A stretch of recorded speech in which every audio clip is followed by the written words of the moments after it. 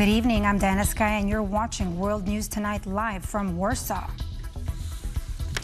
The first direct talks between Ukraine and Russia in over 3 years concluded in Istanbul with little progress towards a ceasefire.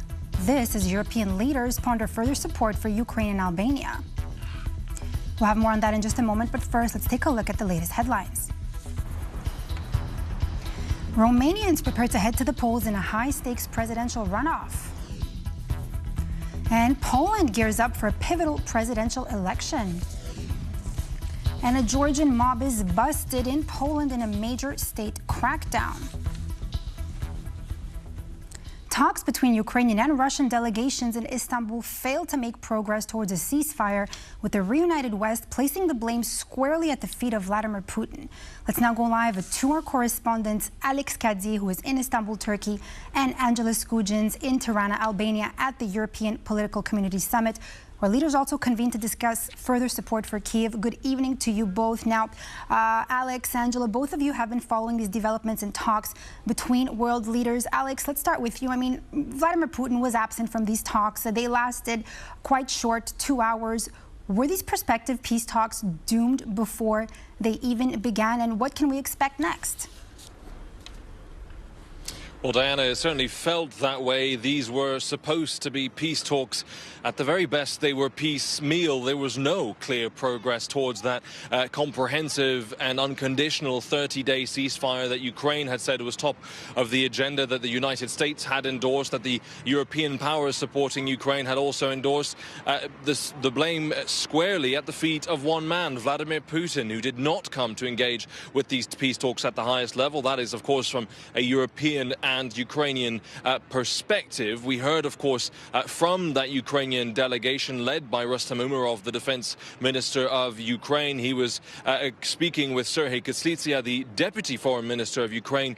They expressed what they said they think should be the next steps in this process. Let's have a listen. I think the next step would be that the leaders level meeting should be organized. The pressure on the Russian Federation must continue. We should not really relax at this point. And there are many issues that can be resolved if only the leaders can meet. And given the nature of the Russian Federation, where practically every single issue that is at stake can only be resolved by President Putin, we are looking forward for having the summit sooner than later. Well, more pressure is needed on the Russian Federation. That is the perspective from Ukraine. More pressure from their European allies. Certainly more pressure from the United States is wanted and perhaps essential in this process. Now, we know that European powers assembled in Tirana were discussing this, were expressing their frustration. It also begs the question, how long before those echoes of European discontent reach the ears of President Trump? We know that Sir Keir Starmer of the United Kingdom, Emmanuel Macron of France, Friedrich Merz of Germany, Prime Minister Donald Tusk of Poland and President Zelensky all spoke to President Trump after this meeting. That was recapped by Prime Minister Tusk at the meeting. Let's have a listen to what he said. We met again after a few days in the same format. Together with President Zelensky, we spoke on the phone with President Trump to sum up the attempts at negotiations that began in Istanbul. The information was clear. The Russian side did not show goodwill. The Russian side did not intend to negotiate in the presence of the American side. The Russian side again set conditions that were absolutely unacceptable, not only to Ukraine, but also to all of us. Now, small elements of progress, nevertheless, behind the scenes. A prisoner exchange deal agreed between both sides. Russia will release 1,000 Ukrainian prisoners. Ukraine will release 1,000 Russian prisoners. It is something, but it is not peace. And clearly the message from Ukraine and European partners, more pressure is needed on Russia. And to get more from that reaction across Europe and from that meeting in Tirana, I want to bring in my colleague Angela Skujins, who is at the EPC meeting in Albania, for us.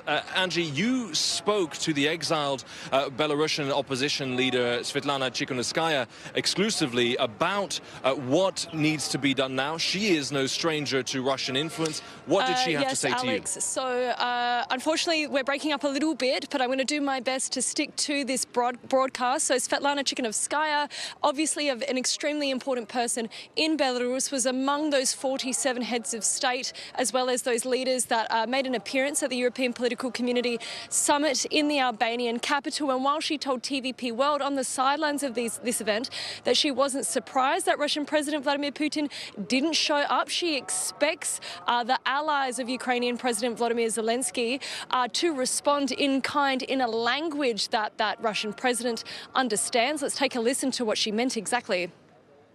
We have to talk on the language of dictators, on the language of power. That's why I encourage democratic partners to show its teeth, to use the tools that you have, to counter dictators, like sanctions policy, policy of isolation, policy of pressure. This is what works with the dictators.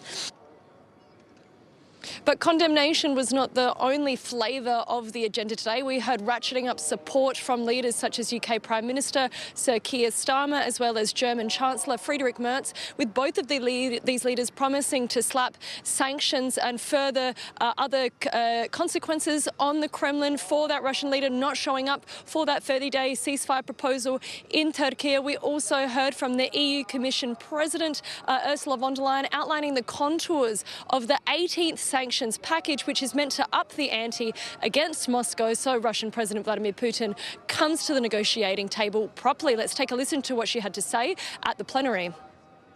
We want peace.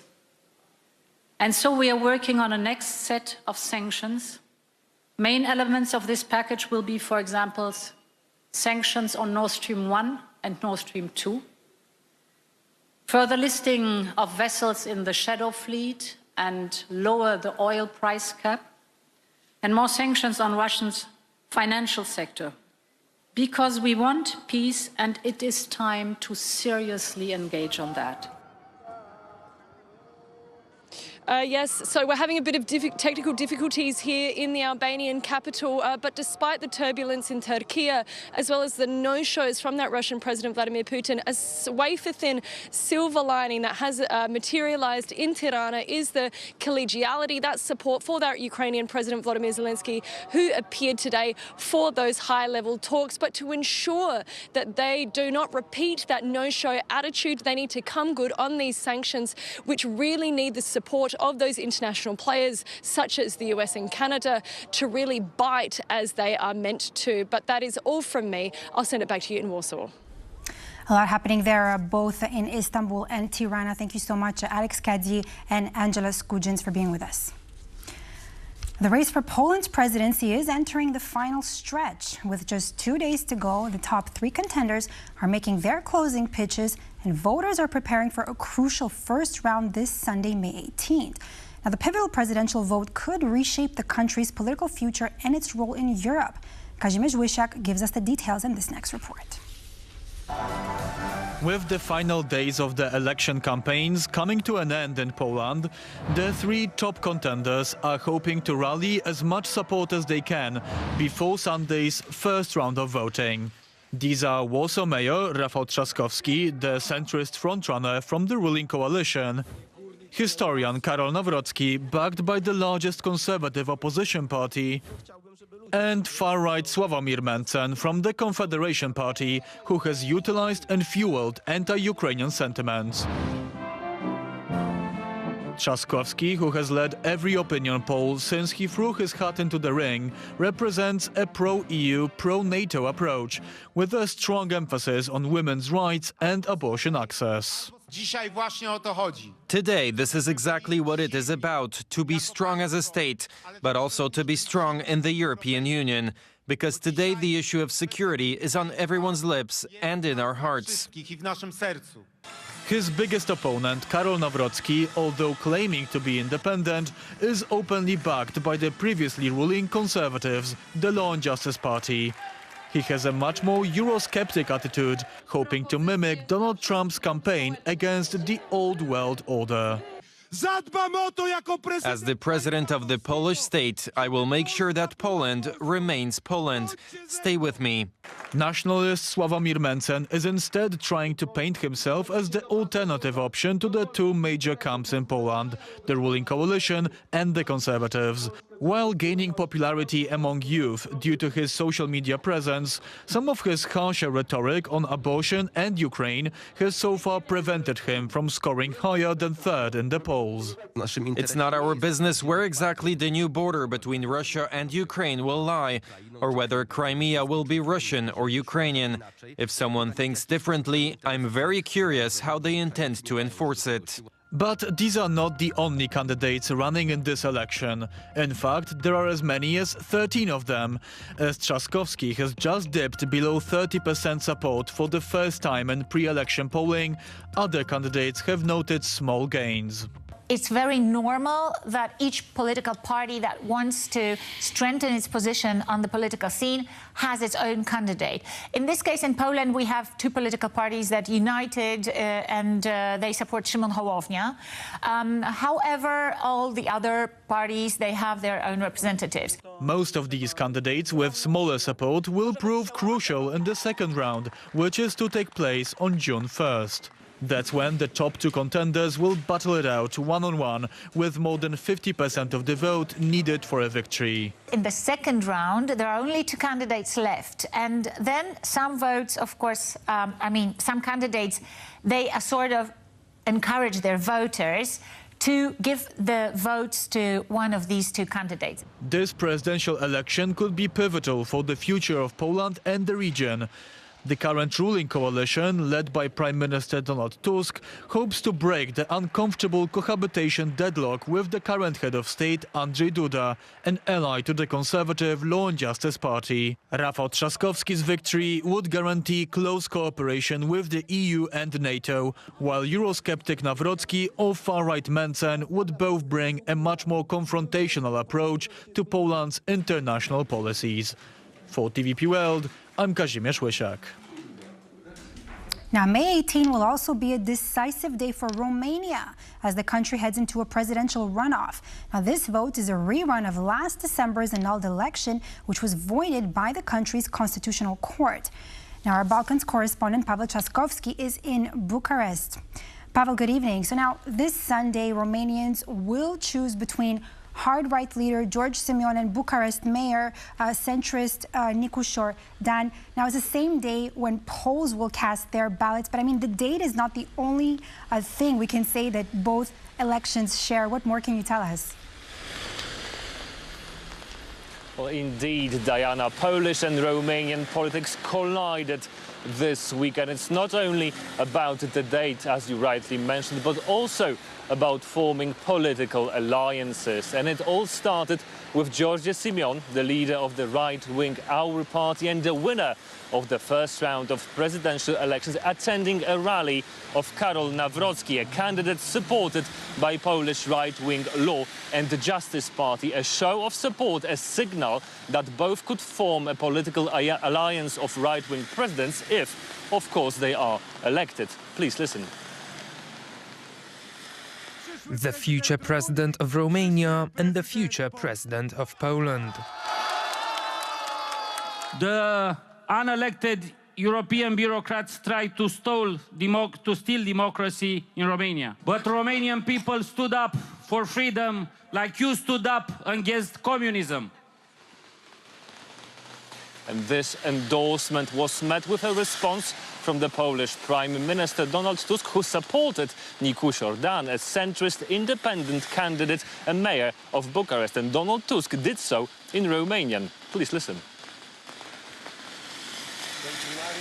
Two mayors of our beautiful capitals, Bucharest and Warsaw, Nicușor Dan and Rafał Trzaskowski, will face the same threats: aggressive neighbors, foreign influence, anti-European populism, corruption and lies.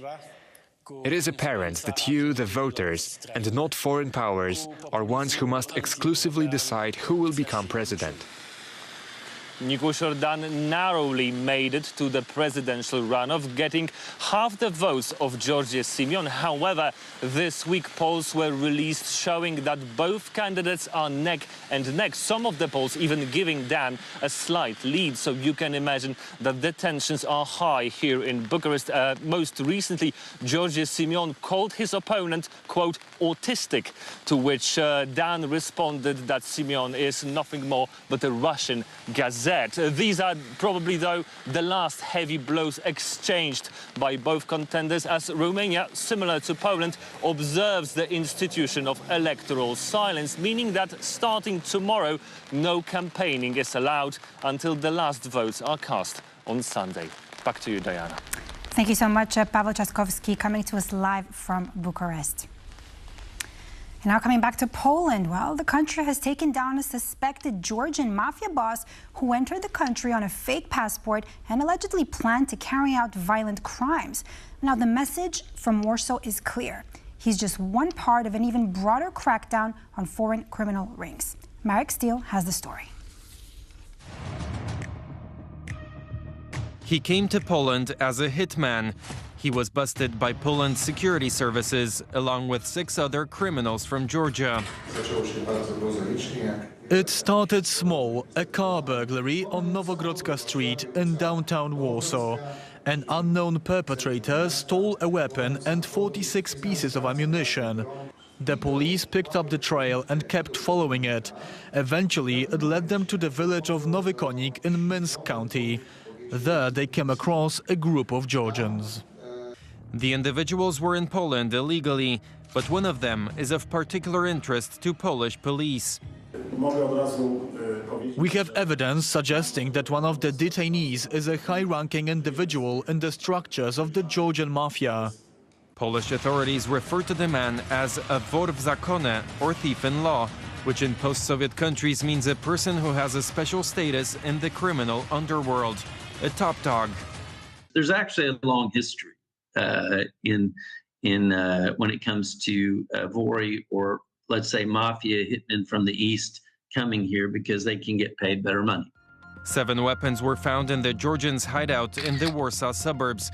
Authorities also found drugs as well as jamming systems used for thefts. Experts point to the severe brutality of some Georgian gangs. In comparison, Polish mobsters were like the intellectual class. There is no mercy in the Georgian mafia. There are killings and assaults. On Wednesday, Poland said farewell to a group of 41 Georgians who, according to the security services, posed a threat to national security. This was the largest forced return of foreigners by air this year. If you're looking at time, police budgets, threats, translation costs, and everything, if you have an option to deport these guys back to Georgia because let's say they're on a wanted list, and they very likely are, then yeah, deport them. I think that's actually the smart move.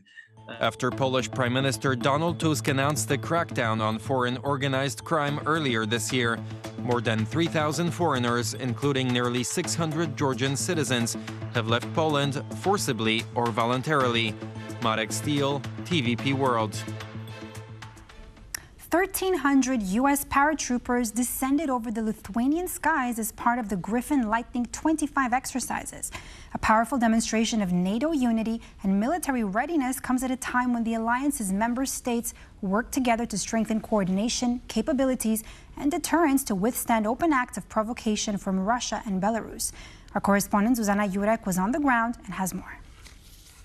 Right now we are on the training ground in Lithuania where the Griffin Lightning 25 exercises are currently underway. These exercises, organized by NATO's multinational corps Northeast, aim to test out the operational readiness, speed of deployment as well as capabilities at which a multinational command would be able to operate in a simulated Article 5 environment. These exercises are multi-domain in scope, meaning that they include airborne, land as well as cyber exercises. And it is the earlier two which we are experiencing here today. In these exercises, the US, French, German, Dutch, as well as Italian air forces are participating, with the US command highlighting some of the key challenges which these exercises aim to identify, as well as to what extent they contribute to operational readiness and combat readiness of the Allied forces. So exercises like this are perfect ways for NATO allies and the partners to rehearse deploying combat credible forces, not just here in Europe, but anywhere in the world. And that is rapidly, decisively, and as you saw here today, violently, if we need to. These maneuvers, which were carried out, included tank combat simulations as well as paratrooper landings, with about 150 paratroopers participating in each pass. Today, about 1,300 paratroopers are expected to participate and conduct these exercises over the course of the day. Griffin Lightning 25 and associated exercises are dedicated to present multinational corps ability to conduct multi-domain and full-spectrum, large-spectrum operation in the Baltic State area of responsibility. The overarching goal of these exercises is to ensure that the Allies take on the lessons learned from previous combat forces as well as from previous combat situations and apply them to how they manage their domains and doctrines, as well as how they prepare for future combat situations. For Tvp World, Zuzanna Jurek. Two pivotal presidential elections this Sunday, May 18, could shake up the heart of Europe. Now, in Poland, voters head to the polls in a high-stakes presidential race with 13 candidates and 3 clear frontrunners. And over in Romania, it's a tense runoff between a nationalist candidate and an independent centrist. Now, to unpack the stakes and what these parallel elections could mean for the EU, Ukraine, and the CEE region, I'm joined by Jan Zielonka, professor of politics at the University of Venice. Professor Zielonka has authored many books, and his research centers around international relations, comparative politics, and political theory. Professor, welcome to the program. Good evening. Now let's dive straight in. I mean, we're talking about 2 critical elections, Professor. Let's start with Poland. 13 candidates are on the ballot, but only 3 are polling strongly. Why is this election considered especially important for Poland's position in Europe and in our region? Because victory of the mayor of Warsaw would make decision-making process of the state much smoother, because he is from the same party as the prime minister, and he will cooperate much more than the current president or the president who is from the opposition. And what about Nawrocki? How would his vision look like? How would he differ? He would probably behave like the current president, which has not cooperated with the government very much and vetoed a number of laws. All right, let me ask you this. I mean, the first round there is on Sunday, but what can we expect to happen in the second round when only 2 candidates remain? Is this where the eliminated candidates would prove to be more significant? What happens then?